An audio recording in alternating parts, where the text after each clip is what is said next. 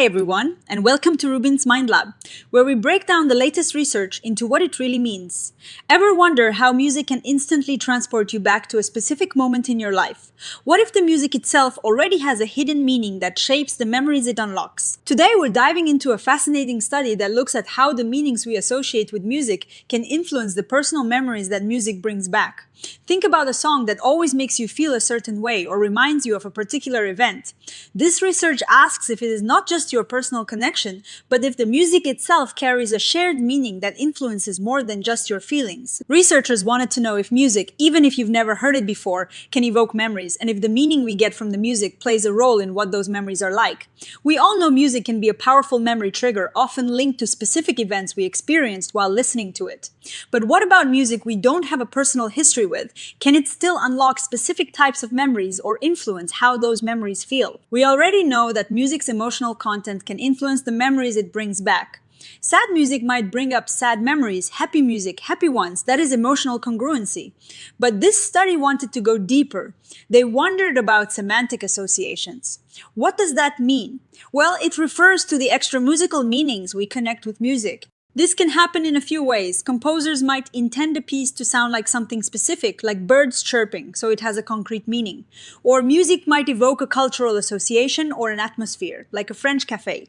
This is a more abstract meaning. So the big question here is, can these extramusical meanings, whether they're concrete like a specific object or abstract like an ambience, actually shape the content and the feeling of the autobiographical memories that music brings up?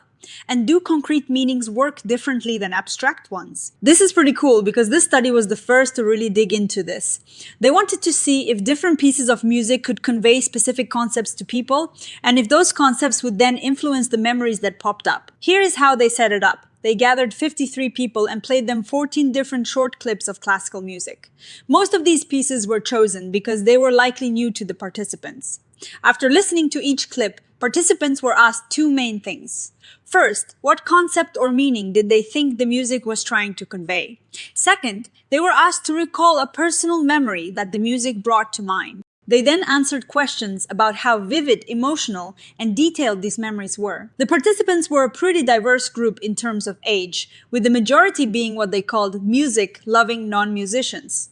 This is important because they wanted to see if these semantic associations were common even among people who weren't trained musicians. They had 14 music clips, mostly instrumental, chosen to represent either concrete concepts like birds or rain, or abstract concepts like French cafe ambience or funeral march. They carefully picked music that was either intended by the composer to sound like something specific, a concrete concept, or music that was known to evoke a certain atmosphere or cultural feeling, an abstract concept. Now, for the interesting part, what did they find? First off, there was a lot of agreement among participants about the concepts the music conveyed. This means music can carry shared meanings. For example, a clip of Chopin's Prelude was often described as conveying calmness and peace, and for many, it brought up memories related to loss or dying. Another clip, something by Piazzolla, was associated with an Argentinian tango, and for some, it evoked memories of new beginnings, while for others, it was linked to cafes and Paris. They found that themes like affects, like emotions, travel, and cultural influences and nature popped up a lot across different music clips.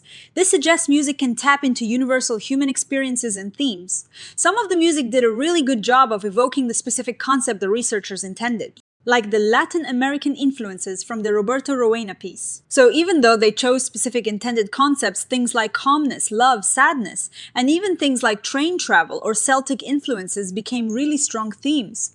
This shows that music is a potent semantic cue, meaning it really does mean something extra musical to people, and it often means the same thing to different people within a shared culture. They also looked at whether the type of semantic association, concrete versus abstract, made a difference in the memories. Surprisingly, they didn't find any significant differences in the quality or characteristics of the memories evoked by concrete music clues versus abstract music cues.